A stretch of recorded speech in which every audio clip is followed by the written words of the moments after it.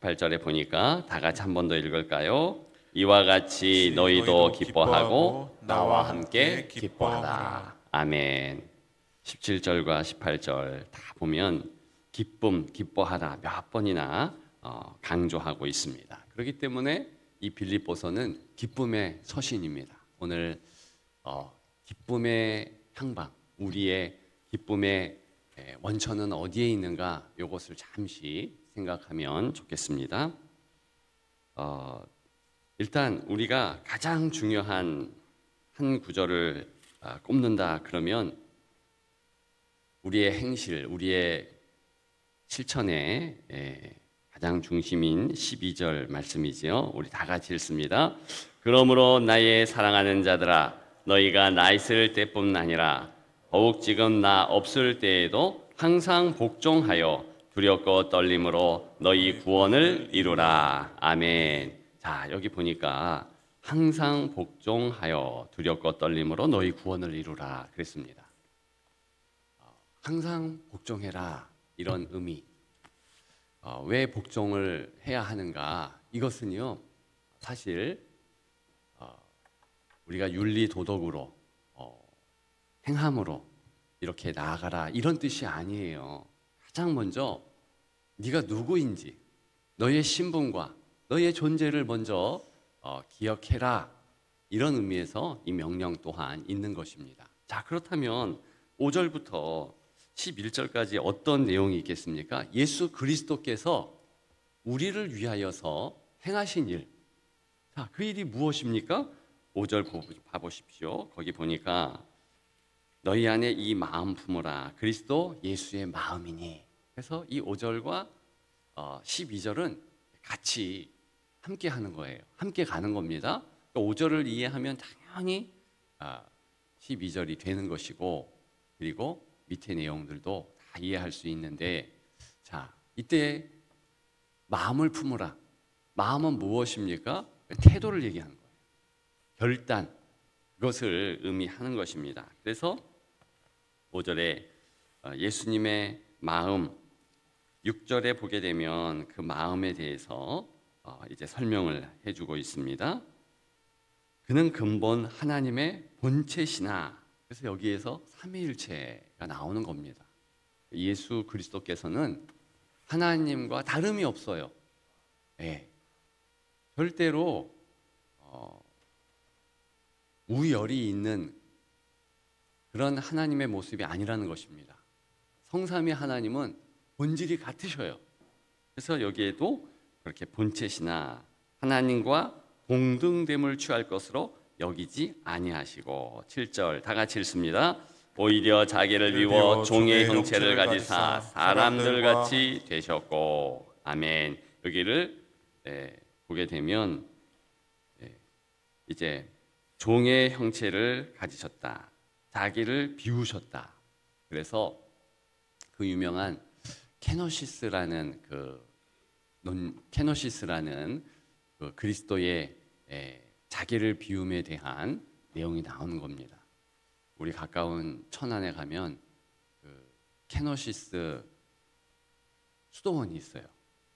우리 교단에 이제 한 목사님이 이제 자기 교인들을 위해서 수도원을 만들었는데 이름이 케노시스예요. 제가 작년입니까? 재작년입니까? 거기 한번 우리 기도마을 어떻게 할 것인가 이것 때문에 우리 기도마을 규모랑 비슷하고 약간 또 작죠.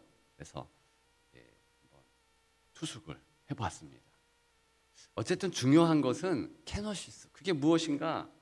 그 목사님도 그 종의 형체를 자기를 비운다는 의미를 이제 의미가 있으므로 그 이름을 따서 그렇게 기도원의 이름을 수도원의 이름을 그렇게 적고 성도들도 좀 비우는 시간을 갖자 이래가지고 그렇게 하던데 너무 좋더라고요.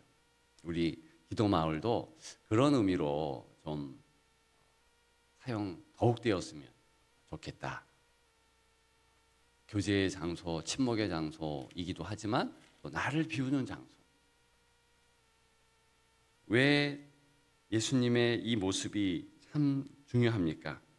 8절에 보니까 사람의 모양으로 나타나사 자기를 비추시고 죽기까지 복종하셨다. 십자가에 죽으십니다. 자, 이게 어떤 내용입니까? 수치예요. 너무 우리가 볼 때는요, 이렇게 주님이 하실 수 있는가? 이 정도로. 만약 여러분들이 주님의 이 모습을 백분지일, 천분지일, 만분지일을 갖는다 해도요, 이것은 할 수 없는 그런 모양이에요. 사실 여기에 나오는 복종이라는 단어는 굴종에 가깝습니다. 비굴함이에요, 비굴함. 금요일 성령 집회 때도 제가 겸손을 말하면서 에베소서에 나오는 4장에 나오는 그 겸손에 대해서 잠시 말씀드렸는데 맥이 통합니다. 오늘 본문의 이 복종과도 같아요. 이게 무슨 뜻이냐면 고대 사회에 예수님 당시나 그 이전이나 똑같이요, 겸손, 복종 이런 것은요 약자의 상징입니다. 이것은 전혀 행하면 안 되는 거예요. 왜 그러냐면 신분제 사회잖아요. 신분. 그래서 로마의 그런 제국은 또 헬라 철학의 내용은 신분이 상승되기를 소원한 겁니다. 그래서 군대에 입대하고 자기가 철학을 또 열심히 공부하는 이유는 뭔가 신분 상승 때문에. 그래서 계급 사회에서 중앙으로 가기 위해서는 내가 그만큼 노력을 하고 또 노력을 해서 계속 신분을 상승시키는 겁니다. 그래서 노예에서도 이제 혁혁한 공을 이루어서 이제 배너 같은 곳에도 나오고 있죠. 그래서 상승시키고 상승시켜서 뭐 감독관이 된다든가, 이게 가장 이상적인 거예요. 근데 주님은요 반대의 모습을 보입니다. 자기를 비워라는 것은 굴종과 복종, 겸손, 이것은 노예들이 하는 거거든요. 누가 남에게 고개를 숙이고 그게 어떻게 공동체의 이론이 공동체에 행할 도덕과 윤리가 되겠습니까? 그 사회의 통용이 될 수 없는 거예요. 주님은요, 내가 제일 높은 하늘의 보좌, 그곳에 있는 분이신데 내려와서 어디까지 가느냐? 십자가의 죽음. 있을 수 없는 거예요. 그러니까 그 사회에는 전혀 그런 것들이 통용될 수도 없고 이해될 수도 없는데 주님은 아예 네가 그리스도인이면 그것을 윤리 도덕 삼아서 살아야 된다라고 못을 박은 겁니다. 이것이 얼마나 대단한 일입니까? 그것을 실제적으로 그렇게 실천하셨고, 왜 주님이 그렇게 하셨는가? 우리 때문이잖아요. 하나님의 자녀들 어떻게 합니까? 핏값으로 사셔서 이제는 완전히 신분이 변화가 되는 것입니다. 신분 세탁하려고 얼마나 로마 시대 때 지금도 그런 노력을 기울입니까? 이건 자동으로 주님 때문에 되어지는 거예요. 그래서 어떻게 되었는가? 주님이 우리를요 입양하셨어요. 로마서에 나오지 않습니까? 그래서 이제는요 완전히 주님의 것, 주님의 소유, 왕인 제사장, 그런 신분이 된 것입니다. 주님 때문에 완전히 변화가 되었어요. 그래서 9절과 10절이 주님께서 지극히 높여 모든 이름 위에 뛰어난 이름을 받게 하시고, 11절에 예수 그리스도를 주라 시인하여 하나님 아버지께 영광을 돌리게 하셨느니라. 자, 여기까지가 주님이 우리를 위하여서 행하신 일입니다. 그러면 우리는 어떻게 된 겁니까? 하나님의 자녀예요. 여러분들이 잘하기 때문에, 제가 뭔가 뛰어나서 이게 되어지고 우리가 노력하고 해서 하는 게 아니고 예수님이 다 이루신 겁니다. 아멘입니까? 아멘. 그렇기 때문에 우리는요 걱정이 없는 거예요. 신분이 바뀌었고 존재가 바뀌었어요. 이제는 우리는요 종의 존재가 아니에요. 예수님이 우리의 존재를 가지셔서 취하셔서 우리를 붙잡아 주시고 하나님의 그 모습, 신비한 주의 하나됨의 방편으로 우리를 하나님의 자녀로 되게 하신 거예요. 그러므로 우리는요, 아바 아버지라 부르짖느니라. 그러니까 아빠 아버지, 아버지라고 이제는 비로소 하나님 향하여서 기도할 수 있고 그렇게 나아갈 수 있는 것입니다.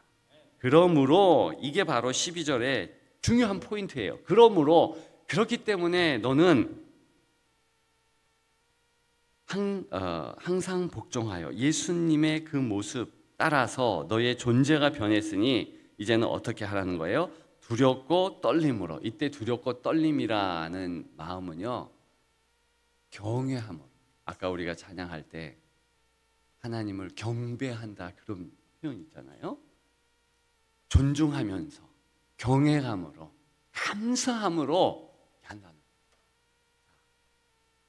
자녀가 성숙하면은요, 자연히 부모에게 감사하게 됩니다. 자연스럽게 몰라서 그렇지, 철이 없어서 그렇지, 철이 들고 알게 되면 너무 감사하다 그런 마음이 들고 경외감으로 그저 부모님에게 무난하고 그렇게 하지 않을 수가 없어요. 이게 바로 두렵고 떨림으로라는 뜻이에요. 두렵고 떨림이라고 이렇게 나오니까 진짜 막 뭐라 그래요? 하고도 싶지 않은데 떨리는 모습으로 행하는 그런 모습이 전혀 아닌 거예요.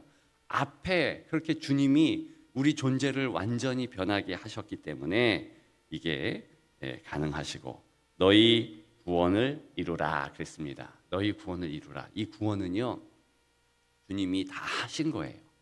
그러면 우리는 어떻게 됩니까? 우리 존재가 변했으므로 마치 포도나무, 요한복음 15장에 젖붙임을 되었잖아요. 우리는 포도나무에 젖붙임 바 된 가지잖아요. 그죠? 그러면은 그렇게 되었으면 포도나무의 열매는요, 저절로 이제 있는 거예요. 포도나무 열매가 저절로 이제 맺히게 되는 거니까 너는 존재가 바뀌었으니까 하나님의 존재, 하나님의 사람이니까 어떻게 되느냐? 이제는 자연스럽게 드러나는 성령의 열매를 맺히고, 그리고 하나님의 그 사랑의 열매가 이제 맺히게 되는 것이죠. 그것이 바로 구원을 이루라라는 부분이에요. 이것 때문에 역사적으로 논쟁이 되게 많았습니다. 구원을 이루라 그러니까 한 번 구원, 영원한 구원 아니네? 구원 이뤄가는 거 아니냐? 이러면서 뭐 괜한 구원론에 대한 논쟁들이 있었어요. 이 구절은 절대로 그런 뜻이 아니에요. 구원을 하나님이 이루게 하셨어요. 이미 존재가 변했습니다. 그 다음 어떻게 해야 되느냐?